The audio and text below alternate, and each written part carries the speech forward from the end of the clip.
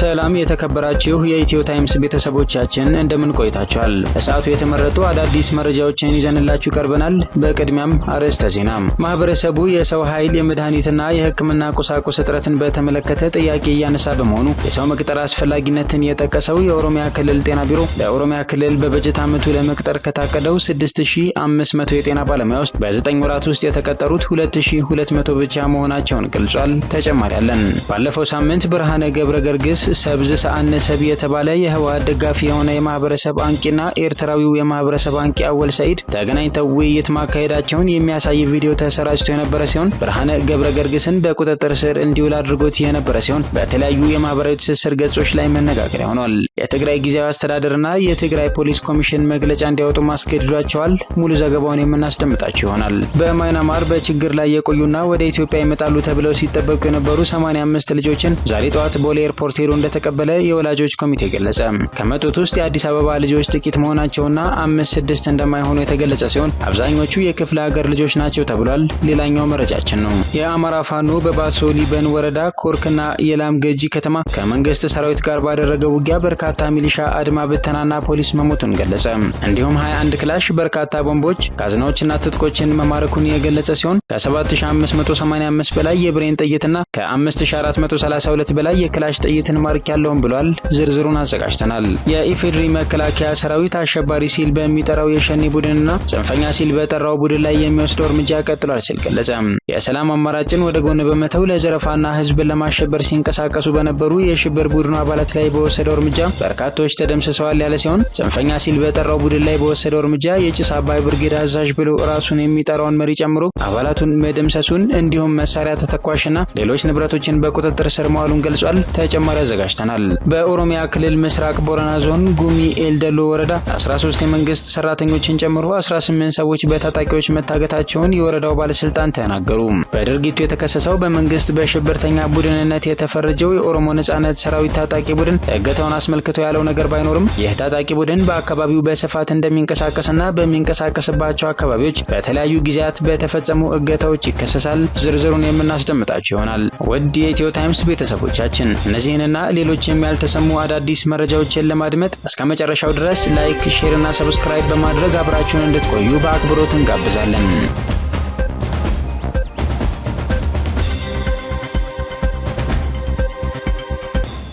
በኦሮሚያ ምስራቅ ቦረና ውስጥ 18 ሰዎች በታጣቂዎች መታገታቸውን ባለስልጣን ተናገሩ። በኦሮሚያ ክልል ምስራቅ ቦረና ዞን ጉሚ ኤልደሎ ወረዳ 13 የመንግስት ሰራተኞችን ጨምሮ 18 ሰዎች በታጣቂዎች መታገታቸውን የወረዳው ባለስልጣን ተናገሩ። የጉሚ ኤልዳሎ ወረዳ ምክትል አስተዳዳሪ የሆኑት አቶ ዶዮ ዲባ ታጣቂዎቹ ትናንት ሐሙስ ሚያዝያ 30 ቀን 2017 ዓ.ም ረፋድ 3 ሰዓት አካባቢ ከነገሌ ቦረና ወደ ጉሚ ኤልዳሎ በመኪና ሲጓዙ የነበሩ ሰላማዊ ሰዎችን በማስወረድ እንዳገቷቸው ገልጸዋል። እገታው የተፈጸመው ለስራ ጉዳይ ከነገሌ ቦረና ወረዳ ወደ ወረዳዋ እየመጡ በነበሩ 18 ሰዎች ላይ መሆኑንና አጋቾቹም መንግስት ሸኔ የሚላቸው ታጣቂዎች መሆናቸውን ተናግረዋል። ከታገቱት መካከል 13 የመንግስት ሰራተኞች ሲሆኑ ቀሪዎቹ ደግሞ የአካባቢው ነዋሪዎች ናቸው። አቶ ዶዮ ይህ ኃይል ከዚህ በፊትም የማሸበር ተግባር ሲፈጽም ቆይቷል። አሁን እገታን የገቢ ምንጭ በማድረግ ሰዎችን ወደ ጫካ እየወሰደ ከቤተሰቦቻቸው ገንዘብ በመጠየቅ ላይ ነው ብለዋል። የታገቱ ሁሉም የመንግስት ሰራተኞች መሆናቸውን የጠቀሱት አስተዳዳሪው 11 የወረዳችን፣ ሁለቱ ደግሞ ከመንገድና ሎጂስቲክስ የዞን ጽህፈት ቤት ለድጋፍ ስራ እየመጡ የነበሩ ናቸው ብለዋል። ከመካከላቸው አንድም የመንግስት ሹመኛ የለም በማለት መንግስት በአጋቾቹ ላይ እርምጃ እንደሚወስድ ገልጸዋል። በምዕራብና ደቡብ ኦሮሚያ ክፍሎች ውስጥ እንደሚንቀሳቀስ የሚነገረው መንግስት ሸኔ የሚለው የኦሮሞ ነጻነት ሰራዊት በተደጋጋሚ ከሚፈጸሙ የእገታ ድርጊቶች ጋር ስሙ ይነሳል።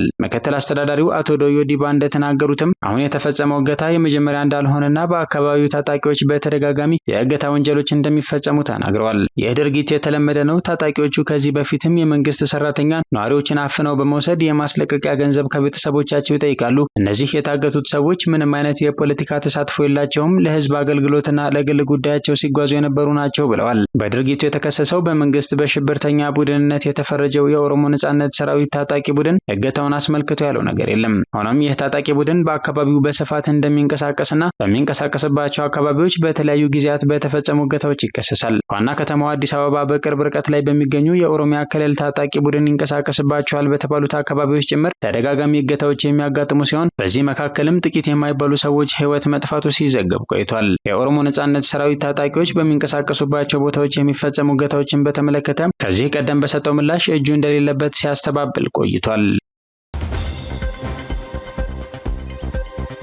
በሰራዊቱ ክቡር መስዋዕትነት በአመራሩና በህዝቡ ጥረት የተገኘውን ሰላም በልማቱ መድገም ይገባል ሲሉ የነቀምቴ ከተማ ከንቲባ አስታወቁም። በነቀምቴ ከተማ አዋሳኝ ወረዳዎች ከዓመታት በፊት ያጋጠሙ የነበሩ የጸጥታ ችግሮች ተቀርፈው ማህበረሰቡ ልማቱን ለማረጋገጥ በትኩረት እየተሰራ እንደሚገኝ የነቀምቴ ከተማ አስተዳደር ከንቲባ አቶ መስገን ቱሉ ገልጸዋል። በአሁኑ ወቅት ከተማውና የአካባቢው ነዋሪዎች ሰላማዊ እንቅስቃሴ በህዝቡና በጸጥታ ኃይሎች ጥረት መረጋገጡና ህብረተሰቡም ፊቱን ወደ ልማቱ በማዞሩ በግልጽ የሚታይ ለውጥ መምጣቱን ተናግረዋል። ሰራዊቱ አካባቢው የጸጥታ አካላት አመራርና ህብረተሰቡ ጋር በመሆን በሰራቸው የጸጥታ ስራዎችና በተመዘገበው ሰላም ተቀዛቅዞ የነበረው ልማት በከፍተኛ ሁኔታ መነቃቃቱን የገለጹት ከንቲባው በጸጥታ ስጋት ከአካባቢው ርቀው የነበሩ ኢንቨስተሮችም ተመልሰው የልማቱ አካል መሆናቸውንም ገልጸዋል። በአካባቢው ለተረጋገጠው ሰላም የሰላም ወዳዱና ሰላም ጠባቂው የከተማውና የአካባቢው ህዝብ ሚና ከፍተኛ መሆኑን ያወሱት ከንቲባው ማህበረሰቡ የአካባቢውን ሰላም ለማደፍረስ ሙከራ የሚያደርጉ ሰርጎ ገቦችን በተደራጀ መልኩ እያጋለጠ እንደሚገኝም ተናግረዋል። በጦርነትና ግጭት የሚመጣ ለውጥ ባለመኖሩ የተጀመሩ የልማት እንቅስቃሴዎችን የማፋጠንና የስራ ዕድል ለመፍጠር የተጀመረው እንቅስቃሴ ተጠናክሮ እንደሚቀጥልም አረጋግጠዋል።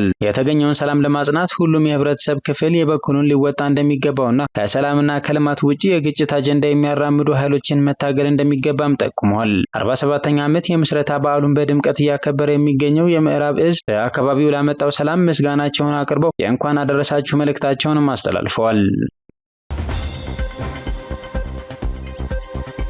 በኦሮሚያ ክልል በበጀት ዓመቱ ለመቅጠር ከታቀደው 6500 የጤና ባለሙያዎች በ9 ወራት ውስጥ የተቀጠሩት 2200 ናቸው ተባለ። በኦሮሚያ ክልል በአሁኑ ወቅት ማህበረሰቡ የሰው ኃይል የመድኃኒትና የሕክምና ቁሳቁስ እጥረትን በተመለከተ ጥያቄ እያነሳ በመሆኑ የሰው ኃይልን መቅጠር ወሳኝና መሰረታዊ መሆኑን የክልሉ ጤና ቢሮ አስታውቋል። የኦሮሚያ ጤና ቢሮ ምክትል ኃላፊ ዶክተር ቦቆና ጉታ እንደገለጹት በ2017 በጀት ዓመት ለመቅጠር ከታሰበው 6500 የጤና ባለሙያዎች በ9 ወራት ውስጥ መቅጠር የተቻለው 2200 ባለሙያዎችን መሆኑን ተናግረዋል። እንደ ስፔሻሊስቶች፣ ዶክተሮችና ሌሎችም የጤና ባለሙያዎች እጥረት አስቀድመው የሚታይ መሆኑን የገለጹት ምክትል ኃላፊው አሁን ላይ የጤና ተቋማት መስፋፋት ብሎም ወደ ግል የጤና ተቋማት የሚቀላቀሉ በመኖራቸው የጤና ባለሙያዎች እጥረት መኖሩን አንስተዋል። ይህንንም ታሳቢ በማድረግ በክልል ደረጃ ከዩኒቨርሲቲ ጋር ውል በመፈራረም ለማሰልጠን እቅድ መያዙን የተናገሩት ምክትል ኃላፊው የአገልግሎት ተደራሽነትን ለማስፋት 5 ሆስፒታሎች በተለያዩ ዞኖች ግንባታ ላይ መሆናቸውንና ሲጠናቀቁ ለተለያዩ አገልግሎቶች ወደ አዲስ አበባ የሚሄደውን ፍሰት ይቀንሳል ተብሎ እንደሚታሰብ ጨምረው ተናግረዋል።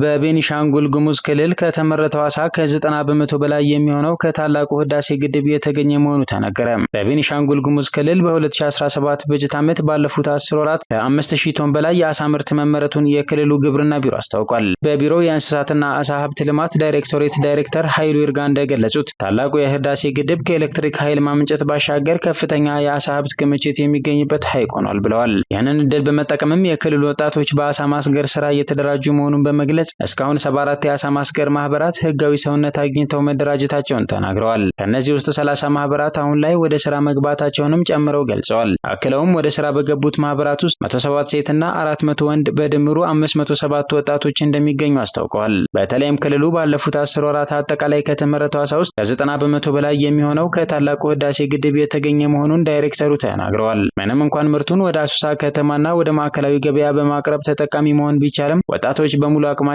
ተጠቃሚ ናቸው ማለት አይቻልም ብለዋል። የተደራጁ ወጣቶችን ወደ ስራ ማስገባት ያስፈልጋል ያሉት ዳይሬክተሩ ዓሳ ለማስገር የሚያስፈልጉ ቁሳቁሶችን ማሟላት እንደሚያስፈልግም አንስተዋል። ከነዚህ ቁሳቁሶች መካከል ጀልባ፣ ማቀዝቀዣ፣ የተገጠመለት ማጓጓዣ እንዲሁም ከውጭ የሚገቡ መረቦች እንደሚገኙበት ተናግረዋል። ከዚህ ጋር በተያያዘ እንደ ግብርና ቢሮ በተወሰነ ደረጃ ድጋፍ ቢያደርግም ተጨማሪ ድጋፎች እንደሚያስፈልጉ የገለጹ ሲሆን ወጣቶች በሙሉ አቅማቸው እየሰሩ ባለመሆኑ በአሁኑ ጊዜ የሀብቱን መጠን 30 በመቶ እንኳን መጠቀም እንዳልተቻለ ገልጸዋል።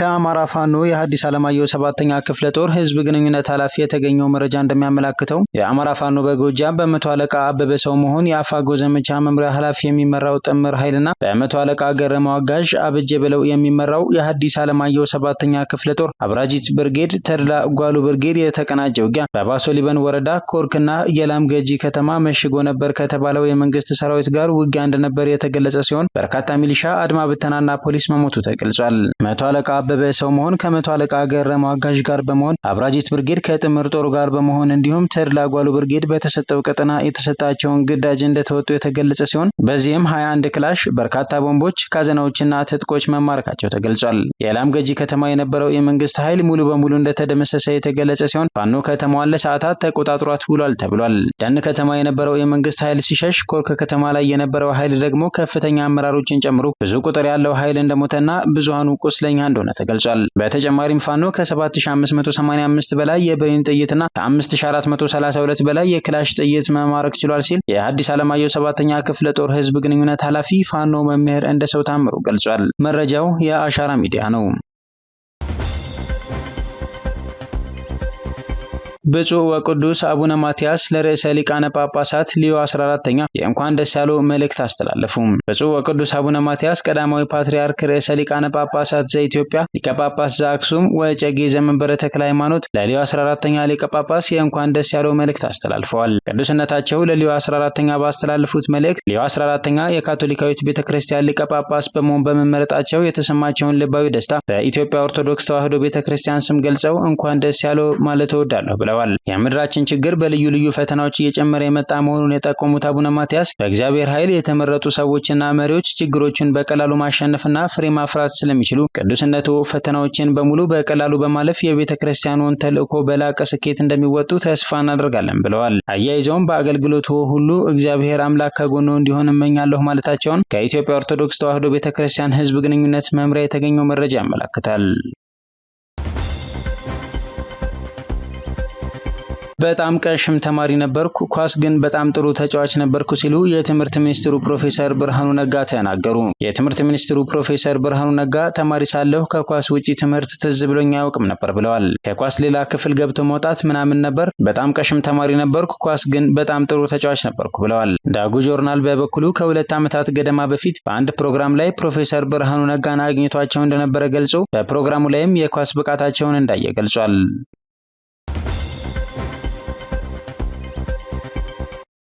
የትግራይ ጊዜያዊ አስተዳደሩ የማያውቀው ማንኛውም ከውጭ አካል ጋር የሚደረግ ግንኙነት አይፈቀድም ሲል ገለጸ። የትግራይ ፖሊስ ኮሚሽን በበኩሉ ከአቅም በላይ የሆነ ጫና ስለደረሰብኝ ይህንን ተከትሎ አላስፈላጊ ውጤት የሚያስከትል ሁኔታ ሊፈጠር ስለሚችል የጀመርኩትን የማጣራት ሂደት በማቋረጥ ተጠርጣሪውን ለቅቄዋለሁ ሲል ገልጿል። ሚያዝያ 29 እና ሚያዝያ 30 ቀን 2017 ዓ.ም በትግራይ መቀለ ከተማ ብርሃነ ገብረ ገርግስ ሰብዝ ሰአነሰብ የተባለ የህወሓት ደጋፊ የሆነ የማህበረሰብ አንቂ በፖሊስ ቁጥጥር ስር መዋሉን ተከትሎ በማህበራዊ ትስስር ገጽ ትልቅ መነጋገሪያ ሆኖ ነበር። ጉዳዩ ከማህበራዊ የትስስር ገጽ መነጋገሪያነት አልፎ ጊዜያዊ አስተዳደሩና ፖሊስ በተከታታይ መግለጫ እንዲያወጡ ምክንያት ሆኗል።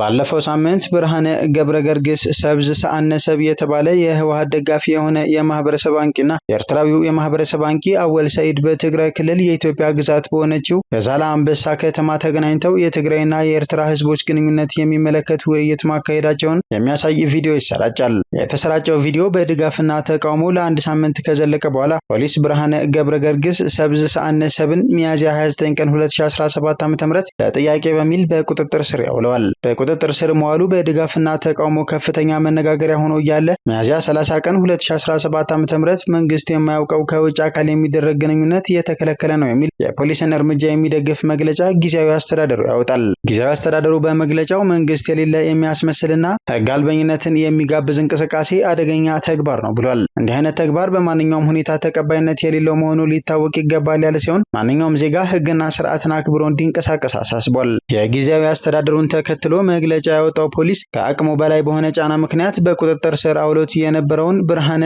ገብረ ገርግስ ሰብዝ ሰአነሰብ የተባለ የህወሓት ደጋፊን መልቀቁን አስታውቋል። ከአቅሜ በላይ የሆነ ጫናዎች ደርሰውብኛል። ጫናዎቹን ተከትሎ አላስፈላጊ ውጤት የሚያስከትል ሁኔታ እንዳይፈጠር በመስጋት ተጠርጣሪውን ለቅቄዋለሁ። የጀመርኩትን ምርመራም አቁሜያለሁ በማለት ተጠርጣሪውን ችግራቸውን መፍታቱን አረጋግጧል። ኢትዮጵያና ኤርትራ ግንኙነታቸው ጥሩ ባልሆነበት ሁኔታ አንድ ኢትዮጵያዊ ዜጋ ከሀገሪቱ ሕግና ፍላጎት ባፈነገጠ መልኩ ከኤርትራዊ የማህበረሰብ አንቂ ነኝ ባይ ጋር መገናኘቱ በሀገር ክህደት የሚያስጠይቅ ወንጀል ነው የሚሉ በርካታ አስተያየቶች በመደመጥ ላይ ናቸው።